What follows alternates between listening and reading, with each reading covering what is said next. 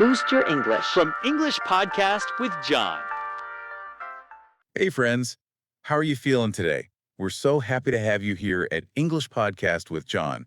Today, we're going to talk about the topic, how to describe your shopping experience in English. We'll guide you step by step so you can start using English confidently in your daily life. Hey, good to chat today. Hi. It's great to be here. How are you doing this morning? I'm feeling fantastic, thank you. I'm really excited for today's topic. How about you? Me too. Shopping is such a useful topic for daily conversations. We all do it, so learning these phrases is going to be super helpful. Can't wait to get started. Absolutely. And, before we jump right in, just a quick friendly request. If you find this English practice useful, please remember to like this audio, subscribe, and maybe share it with your friends. Your support really does help us create more lessons for you. It really does. So thank you so much, everyone. Now, are you ready? Let's begin our English shopping conversation practice. Okay, let's start with how to even begin a conversation about shopping. This is the simple way, the most common way to start talking about this. We use the simple past tense. Right. The core question you would ask is, did you go shopping recently? And that word recently just means, not a long time ago, maybe yesterday or last week. Exactly. This question uses did because we're talking about a finished action in the past. It's a simple yes or no question. Let's try saying that together nice and slowly. Did you go shopping recently? Let's do that one more time. Yeah. Did you go shopping recently? And if someone asks you that, you need a simple answer. I can model two basic responses for you, one positive and one negative. Perfect. So for a positive answer, you'd use the past tense of go. You could say, yes, I went yesterday. It was a good trip. Simple and clear. And for a negative response, which is even simpler, you could just say, no, I didn't go. I was too busy. Excellent. So you, the listener, can try to use those short answers. I went for yes or I didn't go for no. They're just really clear and easy ways to start. Mm-hmm. So if the answer is yes, the next logical question in the conversation is usually about, well, what you got. Of course. So again, we need to use the simple past tense for this question. The question is, what did you buy? And it's important to remember the structure here. We use did as the helper verb and then the base verb buy. Right. A common mistake is to say, what did you buy? We don't do that. It's always, did you buy? I can model some answers. And notice that in the answer, we use the past tense of buy, which is bought. Okay. So if you bought clothes, for example, you could say, I bought a new pair of shoes and a jacket. Great example. Or let's say you went to the supermarket. You can be more general. You could say, I bought groceries for the week. Good. Okay, let's make this interactive. It's your turn. Think about the last thing you bought. It could be something from a store or maybe something online. Anything at all. Just say a complete sentence out loud right now, starting with, I bought. Practice really does make perfect. It does.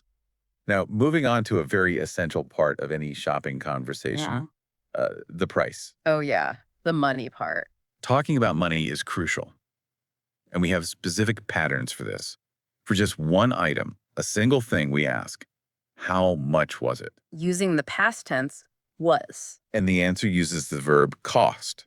The past tense of cost is actually the same word, cost. That's a tricky one for learners sometimes. It is. So you can say, it cost $20. Simple as that. Let's repeat that answer Thank nice you. and slow. It cost $20. One more time. It cost $20. And it's really important to remember the plural form, too. If you bought many items or something that is naturally plural, like shoes or glasses. Right. They come in pairs. Exactly. Yeah. Then you ask, how much were they? Using were instead of was. And the answer, of course, uses the plural subject they. So you would say, they cost $40. This pattern is so useful for comparing prices or just talking about your budget. So remember that difference was for it and were for they. Mm-hmm. Okay, next up. Let's practice that crucial interaction you have with the staff inside a store. They often ask if you need help. Almost always. And they use the modal verb can. They'll come up to you and say, can I help you? And as a customer, you need to learn two very important, very polite responses. These are key phrases for shopping in English. Absolutely essential. First, if you don't need any help, you want to be polite. You can say, no, thank you, I'm just looking. That phrase, I'm just looking. It's so common. It's perfect. It just means you are happy to look around by yourself. but you aren't ready to buy or ask questions yet. We should definitely practice that one. Yeah. Listeners, repeat after us slowly. I'm just looking. Again, I'm just looking. And the second response is for when you do need some help. Maybe you can't find something. Right. You can use a simple request like, yes, can you tell me where the fitting rooms are? Or yes, could you help me find the bread? Exactly. Very polite and very clear. Okay, now let's move into describing your opinion about the shopping trip. We can use adjectives and specific expressions to talk about whether the experience was, good or bad. The fun part. Let's start with positive experiences. We can describe the store, the staff, and the prices. Mm. For the store, if it was really easy to find everything, you could say, the store was well organized. And well organized is a great phrase. It just means everything was neat, it was clean, and things were simple to find. Exactly. And you should also describe the people who work there. You can say, the staff was friendly. Friendly just means they were nice, they were helpful, and pleasant to talk to. They smiled. Right. And for the cost of things, if you felt the prices were good, you can say, the prices were reasonable. Reasonable is such a great word for prices. It is. It means the price was fair. It wasn't, super cheap, but it wasn't too expensive either. It felt right for the quality. That's a perfect explanation. So let's practice putting these together. Try saying this sentence about the price out loud right now. The prices were reasonable. Good practice. Now, of course, let's talk about the phrases we use when shopping isn't so great. Right. The difficult or negative experiences. We often use the word too, TOO, when something is excessive and it causes a problem. For example, if there are many, many people, we say, it was too crowded.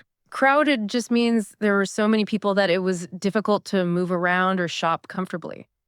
I don't like crowded stores. Me neither. Another common complaint, especially in busy places, is the line was long. Yes. Waiting in a long line to pay. It's the worst. It really is. And here is a crucial, super important phrase for when you cannot find the product you wanted.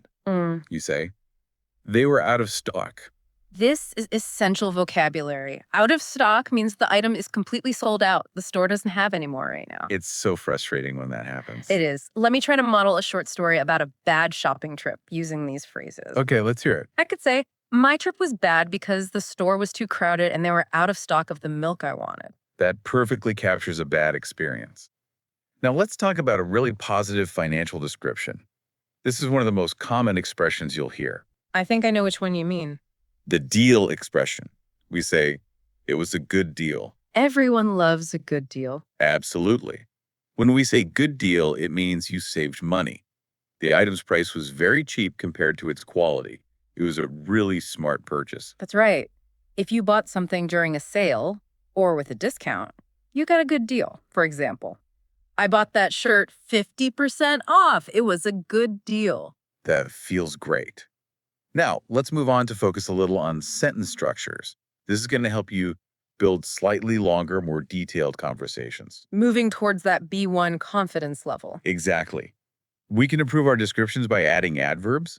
Adverbs tell us how an action happened, or they make an adjective stronger.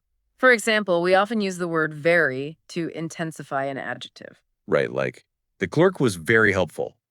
This means she wasn't just helpful, she was extremely helpful. Or we can describe the speed of your shopping trip.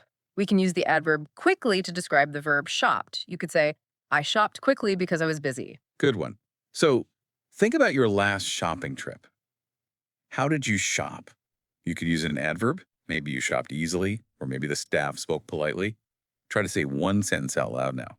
And the next step for fluency is connecting simple ideas together. We can make simple compound sentences using words like because or but. We use because to explain a reason for something. For example, I liked the store because the staff was friendly. So the friendly staff is the reason you like the store. It connects the two ideas. Exactly. And we use but to show a contrast between two ideas.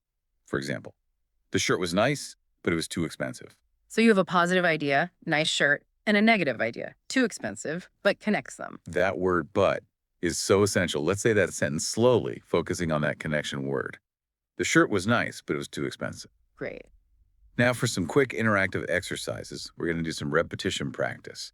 This is called shadowing, and it's fantastic for your pronunciation and fluency. It really helps your mouth get used to the sounds of English. I'm going to say 3 important sentences slowly. Please repeat each one twice, right after I finish.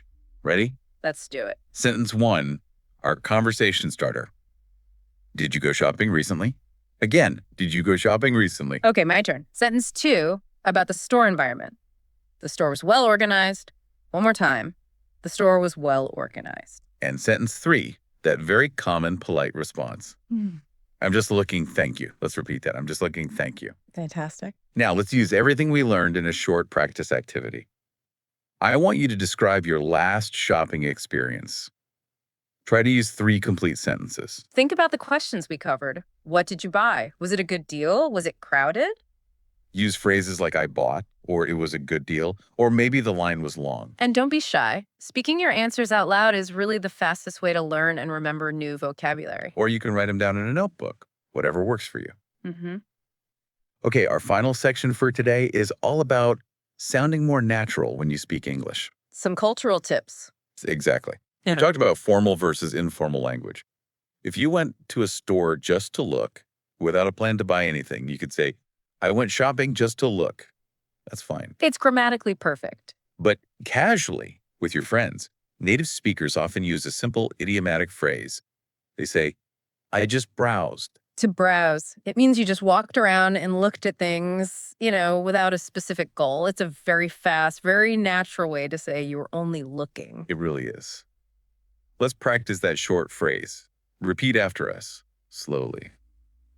I just browsed. Again, I just browsed. Great.